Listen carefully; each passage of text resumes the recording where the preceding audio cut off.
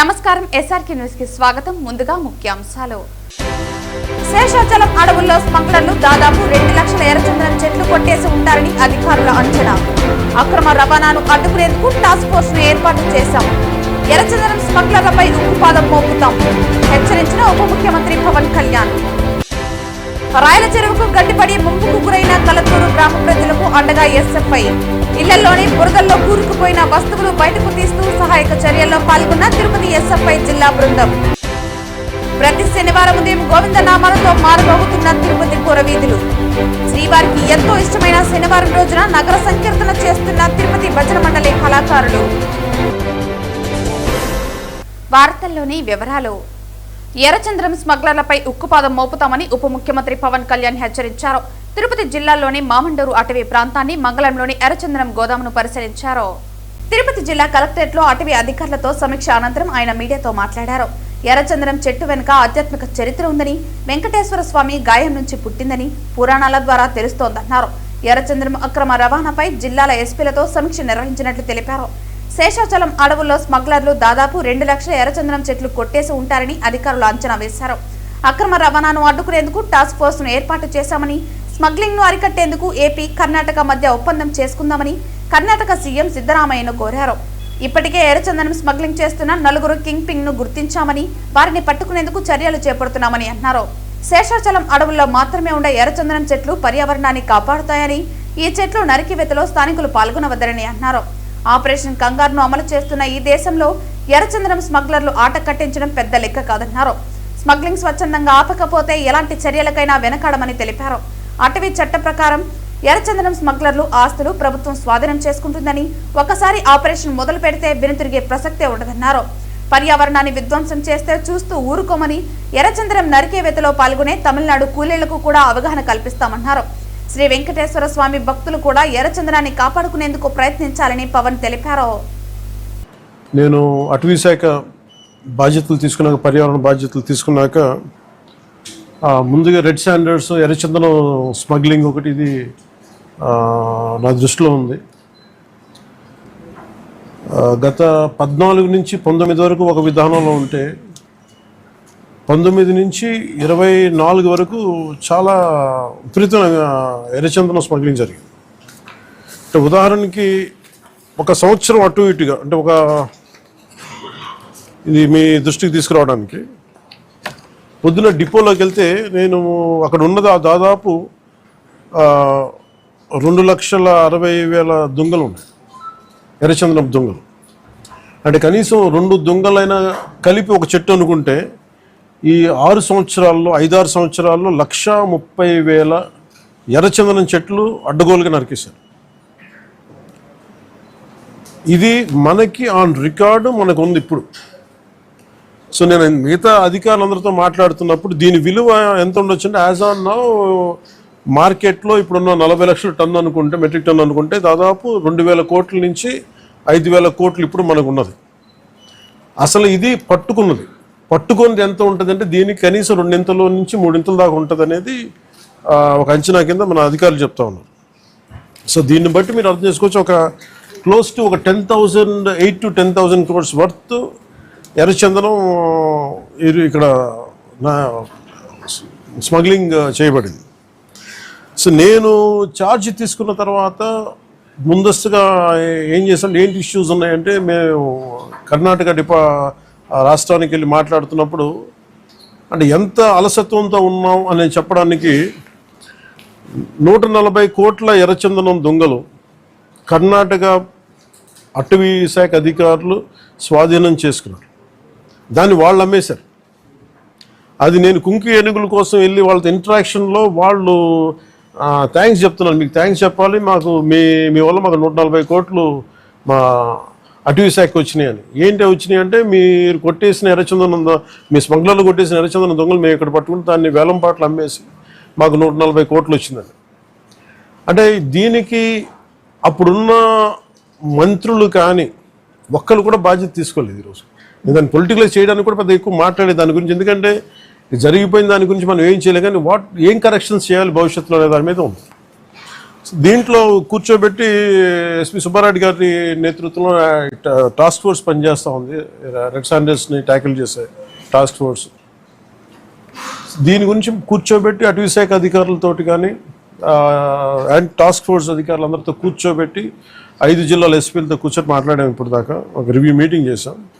కేవీపీపురం మండలం కల్లత్తూరు దళితవాడ పూర్తిగా జలమయమై తీవ్ర ఇబ్బందులు పడుతున్న దళితులను పరామర్శించి వారి కష్టాలను రాష్ట్ర ప్రభుత్వం స్థాయిలో జోక్యం చేసుకుని పరిష్కారం చేయడానికి జిల్లాకు 8, 9వ తేదీలలో పర్యటనకు విచ్చేస్తున్న రాష్ట్ర ఉప ముఖ్యమంత్రి పవన్ కళ్యాణ్ కల్లత్తూరు దాకా వచ్చి పరిశీలించాలని సిపిఎం పార్టీ జిల్లా కార్యదర్శి వందవాసి నాగరాజు విజ్ఞప్తి చేశారు.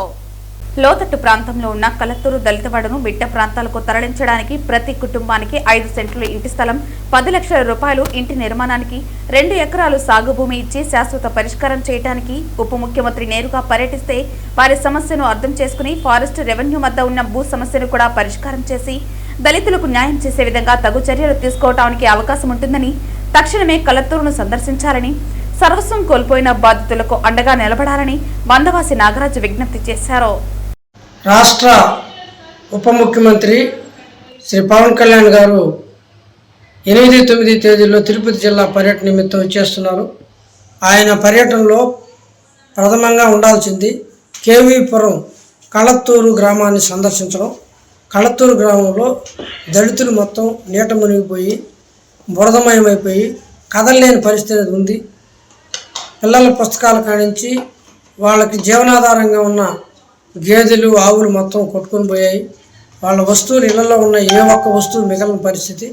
బియ్యము, ఆహార పదార్థాలు, బట్టలు ఒకటని కాదు సర్వస్వం కోల్పోయి వాళ్ళు నీడ నిలవలేకుండా ఈరోజు అనాథలుగా మారిపోయిన పరిస్థితి. వాళ్ళని కలిసి వాళ్ళ బాధలు తెలుసుకొని వాళ్ళకి పూర్తిగా భరోసా కల్పించాల్సిన బాధ్యత పవన్ కళ్యాణ్ గారి మీద ఉందని చెప్పి సిపిఎంగా మేము విజ్ఞప్తి చేస్తున్నాం. ఈరోజు సిపిఎం పార్టీ రాష్ట్ర కార్యదర్శి వి శ్రీనివాసరావు గారు, సిపిఎం పార్టీ ప్రతినిధి బృందం ఆ గ్రామాన్ని సందర్శించి వాళ్ళకి ధైర్యాన్ని చెప్పడం, వాళ్ళ బాధలు తెలుసుకోవడం జరిగింది. ఆ సందర్భంగా జిల్లా కలెక్టర్ గారికి కూడా వారు చేయాల్సిన కర్తవ్యాలను వివరించడం జరిగింది. ఈరోజు వెంటనే వారికి మెట్ట ప్రాంతంలో 5 సెంట్లు ఇంటి స్థలం ఇచ్చి ఇల్లు నిర్మించి ఇవ్వాల్సిన బాధ్యత ఉంది. అదే రకంగానే వాళ్ళు సర్వస్వం కోల్పోయిన దానికి ఖచ్చితంగా వాళ్ళకి నష్టపరిహారం 10 లక్షల పైన ఇస్తే తప్ప వాళ్ళు ఏమాత్రం కోలుకునే పరిస్థితి లేదు. ఇప్పుడు తాత్కాలికంగా 3,000 లేకపోతే ఒక బియ్యము అవి అందించారు. వాళ్ళు వండుకోవడానికి పాత్రలు కూడా లేని పరిస్థితి ఉంది. 10,000 రూపాయలు ఇల్లు శుభ్రం చేసుకోవడం ఏమాత్రం సరిపోదు. ఇంట్లో ఉన్న వస్తువులన్నీ పోయాయి కాబట్టి వీటన్నిటిని కాంపెన్సేట్ చేయడానికి ఫారెస్ట్కి వాళ్ళకున్న వివాదాన్ని పరిష్కరించడానికి పవన్ కళ్యాణ్ గారు ఆ యొక్క గ్రామాన్ని సందర్శించడం సముచితంగా ఉంటుందని సిపిఎం పార్టీ కోరుతుంది. వెంటనే పవన్ కళ్యాణ్ గారు నిర్ణయం తీసుకుని ఆ గ్రామాన్ని సందర్శించాలని సిపిఎం పార్టీ ఆయన విజ్ఞప్తి చేస్తాం. కేవీపీపురం మండలం పాతపాలెం వద్ద గల ఓలూరు రాయల చెరువుకు గడ్డిపడి ముంపుకు గురైన ప్రజలకు అండగా ఎస్ఎఫ్ఐ జిల్లా నాయకత్వం, ఎస్వి యూనివర్సిటీ బృందం కలిసి శనివారం రోజున ఉదయం నుంచి సాయంత్రం వరకు నిరాశ బాధలో ఉన్న ప్రజానికానికి ధైర్యం చెబుతూ తిరిగి కోలుకునేంత వరకు విద్యార్థులు అండగా ఉంటామని సహాయక చర్యలలో పాల్గొన్నారు. కేవీపీపురం మండలం పాతపాలెం వద్ద గల ఓలూరు రాయల చెరువుకు గడ్డిపడి ముంపుకు గురైన ప్రజలకు అండగా ఎస్ఎఫ్ఐ జిల్లా నాయకత్వం, ఎస్వి యూనివర్సిటీ బృందం కలిసి శనివారం రోజున ఉదయం నుంచి సాయంత్రం వరకు నిరాశ బాధలు ఉన్న ప్రజానికానికి ధైర్యం చెబుతూ తిరిగి కోలుకునేంత వరకు విద్యార్థులు అండగా ఉంటామని సహాయక చర్యలలో పాల్గొన్నారు. చెరువు తెగిపోయి గ్రామ ప్రజల ఇళ్లలో మొత్తం నీరు మునిగిపోయి 2 అడుగుల బురద కూరుకుపోయిందని, అనేక ఆస్తి నష్టం జరగటం బాధాకరమని అన్నారు. ప్రభుత్వ సహాయక చర్యలు మరింత వేగవంతం చేయాలని, వారికి కావలసిన నిత్యావసర సరుకులు నిరంతరం అందించాలని కోరారు. విద్యార్థుల సర్టిఫికేట్స్ కూడా కొట్టుకుపోయాయని, తక్షణమే ప్రభుత్వం విద్యార్థులకు ఉచితంగా సర్టిఫికేట్లు కొత్తవి ఇప్పించాలని, అలాగే విద్యార్థులకు ఉచితంగా పుస్తకాలు అందించి చదువుకునేందుకు అవకాశాలు పునరుద్ధరించాలని కోరారు. ఈ కార్యక్రమంలో ఎస్ఎఫ్ఐ జిల్లా అధ్యక్ష కార్యదర్శులు అక్బర్, రవి, జిల్లా ఉపాధ్యక్షులు వినోద్, తేజ, జిల్లా నాయకులు పవిత్ర, మాతేశ్వరి రెడ్డి కుమార్, యూనివర్సిటీ నాయకులు నరసన్న, అనసూయ తదితరులు పాల్గొన్నారు. చిత్తూరు జిల్లా కలెక్టర్ సుమిత్ కుమార్ జర్నలిస్టులపై మాట్లాడిన తీరుకు నిరసనగా తిరుపతి గాంధీ సర్కిల్ వద్ద జర్నలిస్టులు ధర్నా నిర్వహించారు. కలెక్టర్ ఇటీవల మీడియా ప్రతినిధులతో ఫోన్ ద్వారా మాట్లాడిన సందర్భంలో అవమానకరంగా ప్రవర్తించారని, జన సమస్యలను వెలుగులోకి తెచ్చే పత్రికా ప్రతినిధులకు తక్కువ చేసి మాట్లాడారని జర్నలిస్టులు ఆరోపించారు. ఈ ఘటనపై మీడియా వర్గాలు తీవ్ర ఆగ్రహం వ్యక్తం చేశాయి. ప్రజల కోసం మేము మాట్లాడతామని, అధికారుల దుర్వినియోగంపై రాస్తామని, కానీ దానికి ప్రతిగా అవమానం ఎదురవ్వటం సహించలేమని స్థానిక రిపోర్టర్లు తెలిపారు. తిరుపతి, చిత్తూరు, పుంగునూరు, గూడూరు తదితర ప్రాంతాల నుంచి పెద్ద సంఖ్యలో పత్రికా ప్రతినిధులు ఈ ధర్నాలో పాల్గొన్నారు. జర్నలిస్టుల చేతుల్లో ప్లకార్డులు పట్టుకుని మీడియా అవమానమంటే ప్రజా అవమానమని, పత్రికా స్వేచ్ఛను గౌరవించాలంటూ నినాదాలు చేశారు. అధికారుల ప్రవర్తనపై ప్రశ్నలు లేవనెత్తుతూ జర్నలిస్టులను బెదిరించడానికి పెట్టిన కేసులను వెంటనే ఎత్తివేయాలని వారు డిమాండ్ చేశారు. ఈ వ్యవహారం వెనుక రాజకీయ కోణం ఉందని ఆరోపిస్తూ కొంతమంది రాజకీయ నాయకుల ఆటతో కలెక్టర్ వ్యవహరించడం సరికాదని మండిపడ్డారు. జర్నలిస్టు సంఘాలు కూడా కలెక్టర్ చేసిన వ్యాఖ్యలను తీవ్రంగా ఖండించాయి. సంఘం నాయకులు రాష్ట్ర ప్రభుత్వానికి విజ్ఞప్తి చేస్తూ కలెక్టర్ వెంటనే వివరణ ఇవ్వాలని లేదా పత్రికా వర్గాలకు క్షమాపణ చెప్పాలని డిమాండ్ చేశారు. విశాలాంధ్ర విలేకరుల పట్ల చిత్తూరు జిల్లా కలెక్టర్ సుమిత్ కుమార్ చేసిన వ్యాఖ్యలు, చేసిన బెదిరింపులు పత్రికా స్వేచ్ఛ పైన గొడ్డల వేటు లాంటిది. గతంలో ఏ కలెక్టర్ కూడా విలేకరుల పట్ల ఇంత దారుణంగా, ఇంత బెదిరింపు ధోరణులతో మాట్లాడిన చరిత్ర లేనే లేదు. ఒకవేళ నిజంగా విలేకరు తప్పు చేసి ఉంటే దాన్ని ఖండించవచ్చు, లీగల్ యాక్షన్ తీసుకోవచ్చు, పరువు నష్టం కేసు వేయచ్చు, ఏమైనా చేయొచ్చు. కానీ ఆయన ఏకంగా ఫోన్లో నీ పిల్లల వరకు వెళతాను అని బెదిరించేది ఏదైతే ఉందో ఆ వ్యాఖ్యలు మాత్రం మాత్రం సమర్థనీయం కాదు. విలేకరు తప్పు చేసి ఉంటే కూడా ఇట్లాంటి వ్యాఖ్యలు చేయడాన్ని మేము తీవ్రంగా ఖండిస్తూ ఉన్నాం. నిజంగా ఒక అధికారి పట్ల కేవలం వాళ్ళు చేసిన తప్పు కూడా ఏంటి, ఎలాంటి తప్పు లేదు. కేవలం ఓ అధికారి పనితీరు పైన ఆర్టీఐ సమాచార హక్కు చట్టం కింద వివరాలు అడిగిన కారణానికి కేవలం ఈ తరహాలో కలెక్టరే కాల్ చేసి ఆ తరహాలో బెదిరించడం ఏంటి, లేపేస్తానడం ఏంటి, మీ పిల్లల వరకు వెళ్తానని చెప్పడం ఏంటి, మీ చెత్త వార్తలు చెత్త పేపర్ అనడం ఏంటి భాష చాలా ఆశ్చర్యం కలిగిస్తుంది. వెంటనే సిఎస్ గారు ఆ ఆడియో టేపుల్ని పరిశీలించి చిత్తూరు జిల్లా కలెక్టర్ సుమిత్ కుమార్ పైన కఠిన చర్యలు తీసుకోవాలని చెప్పి తిరుపతి ప్రెస్ క్లబ్ తరఫున మేము డిమాండ్ చేస్తున్నాం. చిత్తూరు జిల్లా కలెక్టర్ సుమిత్ కుమార్ జర్నలిస్టులపై మాట్లాడిన తీరుకు నిరసనగా తిరుపతి గాంధీ సర్కిల్ వద్ద జర్నలిస్టులు ధర్నా నిర్వహించారు. తిరుపతిలో జరిగిన విలేకరుల సమావేశంలో వారు మాట్లాడుతూ ప్రధాని నరేంద్ర మోదీ నాయకత్వంలో దేశం గత శతాబ్ద కాలంగా అభివృద్ధి పథంలో నింగిని చేరిందని, ప్రపంచం భారతదేశాన్ని గౌరవంగా చూస్తోందని తెలిపారు. డాక్టర్ బాబాసాహెబ్ అంబేద్కర్ అందించిన రాజ్యాంగం ప్రపంచంలోనే అత్యంత పటిష్టమైన ప్రజాస్వామ్య పునాది అని పేర్కొన్నారు.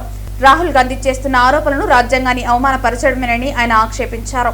హర్యానాలో ప్రధాని మోదీ నాయకత్వంలో జరుగుతున్న అభివృద్ధి రాహుల్ గాంధీ కంటికి కనిపించకపోవడానికి కారణం అభివృద్ధి అంటే ఏమిటో ఆయనకే తెలియదని ఎద్దేవా చేశారు. భారతదేశ ప్రజాస్వామ్యాన్ని మరియు రాజ్యాంగాన్ని అవమానపరిచిన రాహుల్ గాంధీ తక్షణం దేశ ప్రజలకు క్షమాపణ చెప్పాలని డిమాండ్ చేశారు. నరేంద్ర మోదీ నాయకత్వంలో భారతదేశం ప్రపంచంలో సూపర్ పవర్ గా మారుతుందని ఆయన ఉద్ఘాటించారు. ఈ విలేకరుల సమావేశంలో పలువురు బీజేపీ నాయకులు పాల్గొన్నారు. అంతా అల్లాడిపోతున్నాం. దేశం ఎలా ఉంది, ఇతర దేశాలు మన మీద ఎలాంటి యుద్ధం ప్రకటిస్తున్నారు, అన్ని వర్గాల్లో కూడా తినే తిండి కాడి నుంచి, చేసే పనిముట్ల కాడి నుంచి, చదివే చదువు కాడి నుంచి ఉన్నటువంటి అన్ని రకాల దాంట్లో కూడా ఇతర దేశాలు ఇండియాని టార్గెట్ చేస్తున్నాయి. ఇది ఏదో గురుస్థానానికి వెళ్ళిపోతుంది, ఇది రేపు మనం వీళ్ళ మీద ఆధారపడిపోవాలేమో, లేకపోతే మన పరిస్థితి ఏందని. మనం ఒకరి మెప్పు కోసమో ఒకరిని మనం తెలియడం, మన శక్తి ఏంటి, మన బలం ఏంటి అనేది మనం ఆల్రెడీ ప్రూవ్ చేసుకున్నాం. కోవిడ్ టైంలో యావత్ ప్రపంచ దేశాలన్నీ గడగడగడ వణికిపోతుంటే ఆ మెడిసిన్ కనుక్కునే విషయంలో పూర్తి స్థాయిలో విఫలమైనాయి అన్ని దేశాలు కూడా.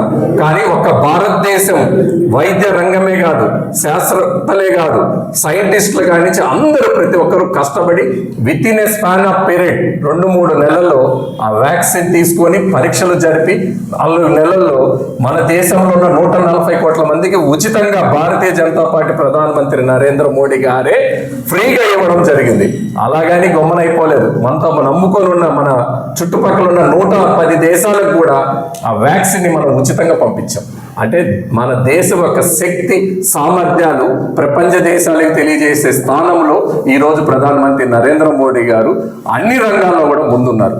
ఇది చూసి ఓడలేక ఏం చేయాలో అర్థం కాక ఎక్కడున్నామో తెలియకుండా ఈ వ్యవస్థల మీద, అధికారుల మీద, ఇట్లా ఎలక్షన్ మీద ఈ విధమైన తప్పుడు ప్రచారం చేయడం భావ్యం కాదు. రెండోది ఇదే చెప్తున్నా, ఈవీఎంలు అనేది ఇప్పుడు రాదు, ప్రధానమంత్రి నరేంద్ర మోడీ గారు వచ్చినప్పుడుది కాదు. వాళ్ళు కాంగ్రెస్ పార్టీ ఉన్నప్పుడు కూడా జరిగినాయి, అప్పుడు వాళ్ళు కూడా అత్యధిక రాష్ట్రాల్లో వచ్చారు. మరి ఆ రోజు ఈవీఎంలు తప్పుపట్టలేదే, ఆ రోజు ఎలక్షన్ కమిషన్లు తప్పుపట్టలేదే, వాళ్ళు గత 15, 20, 30 సంవత్సరాలుగా చేశారు దేశంలో అధికారంలో. మరి అప్పుడు తప్పులేదు ప్రజాస్వామ్య వ్యవస్థ మీద, అప్పుడు తప్పులేదు ఎలక్షన్ కమిషన్ మీద కానీ వీటన్నిటి మీద. మరి ఈ రోజే ఎందుకు గుర్తుకు వస్తుందో మాకు తెలియడం లేదు. ప్రజలు చాలా శ్రద్ధగా కష్టపడి వాళ్ళ అభివృద్ధి దిశగా పనిచేసే దృష్టిలో ఉన్నారు. మీరు తప్పుడు నిర్ణయాలు, తప్పుడు సమాచారాలు ఇచ్చి ఇట్లా వ్యవస్థలకి సమయాన్ని వృధా చేస్తూ వీళ్ళ తప్పుదోవ పట్టించదని భారతీయ జనతా పార్టీ డిమాండ్ చేస్తుంది. ఆయన వెంటనే తక్షణమే దేశ ప్రజలందరికీ కూడా క్షమాపణ చెప్పాలని తెలియజేస్తున్నాం. తిరుపతి తిలక్ రోడ్లోని శ్రీ సాయి సుధా కంటి ఆసుపత్రిలో సుధారాణి ఫౌండేషన్ ఆధ్వర్యంలో శనివారం ఉదయం ఉచిత రెటీనా వైద్య శిబిరం నిర్వహించడం జరిగింది. ఈ ఉచిత వైద్య శిబిరం నందు సుమారు 50 మందికి పైగా ఉచిత కంటి పరీక్షలు నిర్వహించి సలహాలు సూచనలు ఇచ్చారు. ఈ ఉచిత వైద్య శిబిరం నందు సుమారు 50 మందికి పైగా ఉచిత కంటి పరీక్షలు నిర్వహించి సలహాలు సూచనలు ఇచ్చారు.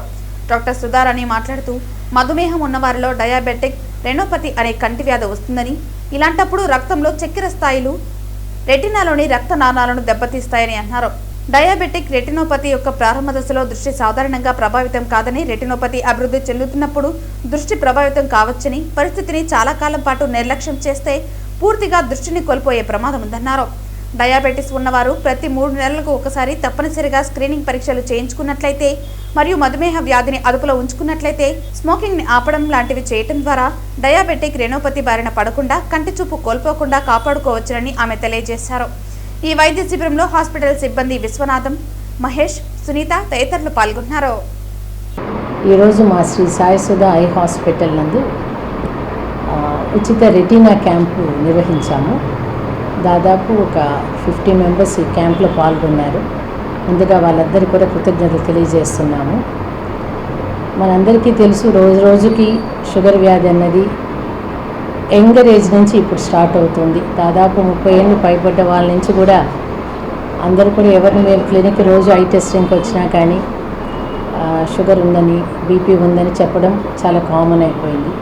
సో మెయిన్గా ఈ డయాబెటిక్స్లో మనం తీసుకోవాల్సిన ముఖ్యమైన జాగ్రత్తలు ఏమంటే, షుగర్ మనకు ఎంత కాలం నుంచి ఉంది అన్నది చాలా important. So long term diabetics ఖచ్చితంగా ఇయర్లీ వన్స్ ఒకసారి ఐ టెస్టింగ్ చేసుకోవాలి. అలాగే not only on the duration of diabetes but also the severity of diabetes. So చాలామంది కూడా షుగర్ కంట్రోల్లో ఉందనుకుంటుంటారు, కానీ వాళ్ళు ఫ్రీక్వెంట్గా HbA1c చూసుకొని సో షుగర్ లెవెల్స్ కంటిన్యూస్గా ఏ స్థాయిలో ఉన్నాయనేది ఖచ్చితంగా తెలుసుకుంటే ఐకి సంబంధించినంత వరకు చాలా సహాయపడుతుంది. మెయిన్గా మనకు రెటినాలో బ్లడ్ వెసల్స్ ఎప్పుడు కూడా ఈ బ్లడ్ సప్లై తగ్గినప్పుడు రెటినా డ్యామేజ్ అయ్యి స్టార్టింగ్లో మనకు నాన్ ప్రొలిఫరేటివ్ డయాబెటిక్ రెటినోపతిగా అర్లీ స్టేజెస్లోనే మనకు తెలుస్తుంది. ఆ స్టేజ్లో కానీ మనం కనుక్కోగలిగితే వారికి ఖచ్చితంగా లేజర్ ట్రీట్మెంట్ ద్వారా ఫర్దర్ ప్రోగ్రెషన్ ఆపగలము. అలా కాకుండా చాలా లేటర్ స్టేజెస్లో మన దగ్గరకు వచ్చినప్పుడు అయితే న్యూ వెజల్స్ ఫామ్ అయ్యి అవి బ్లీడ్ అయినప్పుడు పర్మనెంట్ విజన్ లాస్ ఉంటుంది. సో అది నెక్స్ట్ సర్జరీ మ్యాండేటరీ అవుతుంది. సో వీటన్నిటికన్నా కూడా మనకు ప్రివెన్షన్ ఈజ్ ఆల్వేస్ బెటర్. ప్రతి సంవత్సరం ప్రతి డయాబెటీస్ ఉన్న వాళ్ళు ఐ టెస్ట్ చేసుకోవాల్సిందిగా వాళ్ళందరినీ కూడా రిక్వెస్ట్ చేస్తున్నాం. Thank you. ప్రతి శనివారం ఉదయం తిరుపతి పురవీధులు గోవిందనామాలతో మారుమోగుతున్నాయి. శ్రీ వెంకటేశ్వర స్వామి కొలువైన తిరుపతి క్షేత్రంలో అడుగడుగున భక్తి భావం పెంపొందించాలన్న సంకల్పంతో స్థానిక భజన మండలి కళాకారులు శ్రీవారికి ఎంతో ఇష్టమైన శనివారం రోజున నగర సంకీర్తన చేస్తున్నారు.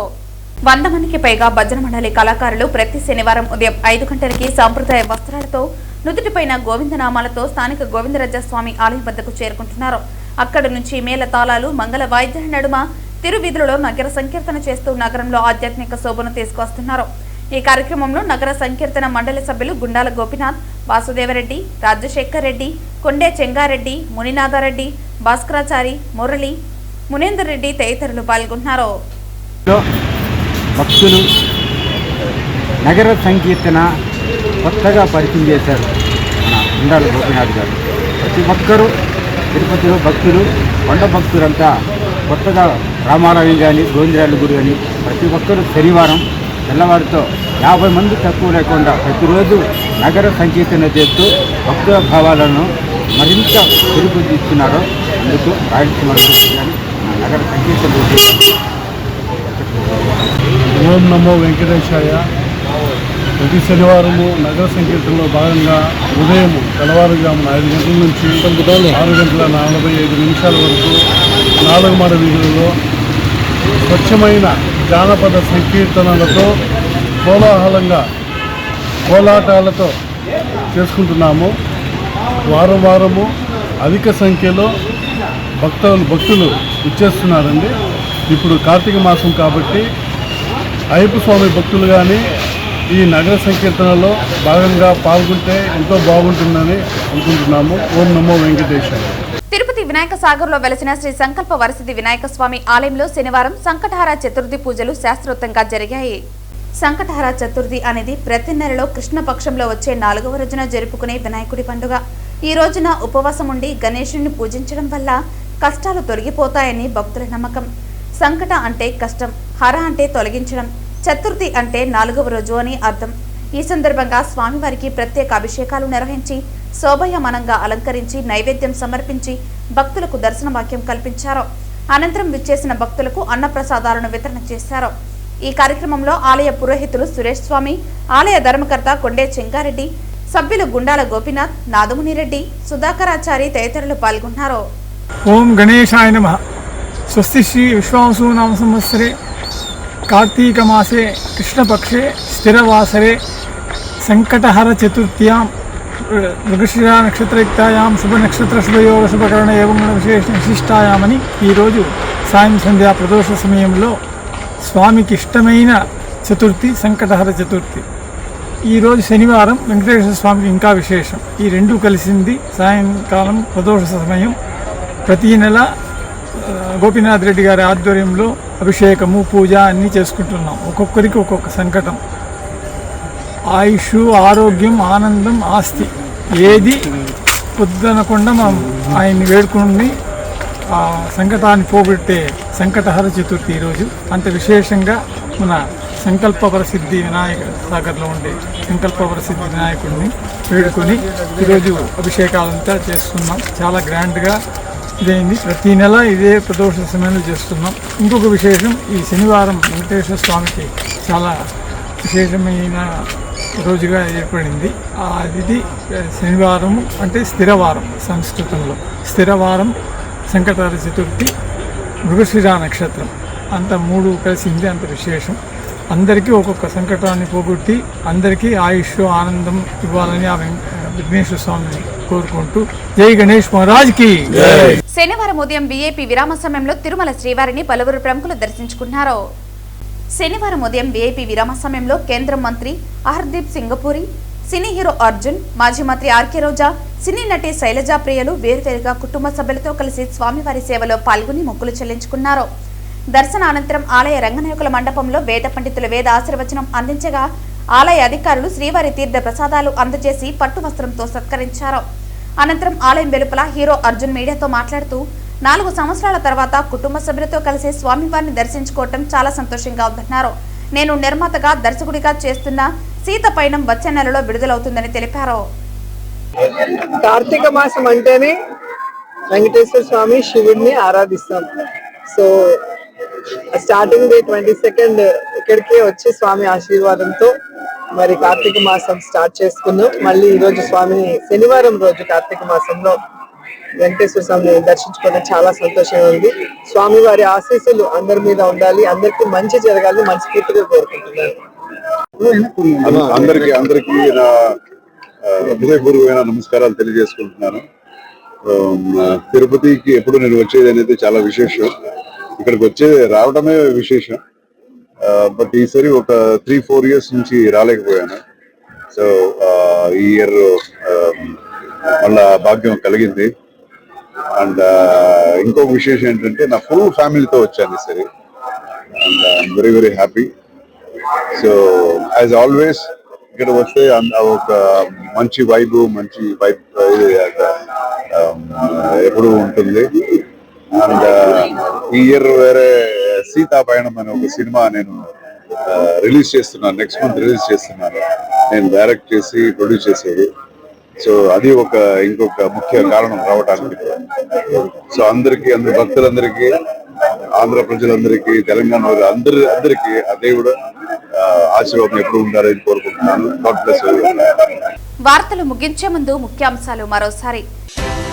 శేషాచలం అడవుల్లో స్మగ్లర్లు దాదాపు 2 లక్షల ఎర్రచందనం చెట్లు కొట్టేసి ఉంటారని అధికారుల అంచనా.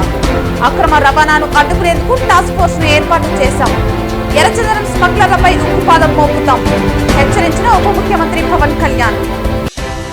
రాయల చెరువుకు గడ్డిపడి ముంపుకు గురైన కలతూరు గ్రామ ప్రజలకు అండగా ఎస్ఎఫ్ఐ. ఇళ్లలోని బురదల్లో కూరుకుపోయిన వస్తువులు బయటకు తీస్తూ సహాయక చర్యల్లో పాల్గొన్న తిరుపతి ఎస్ఎఫ్ఐ జిల్లా బృందం.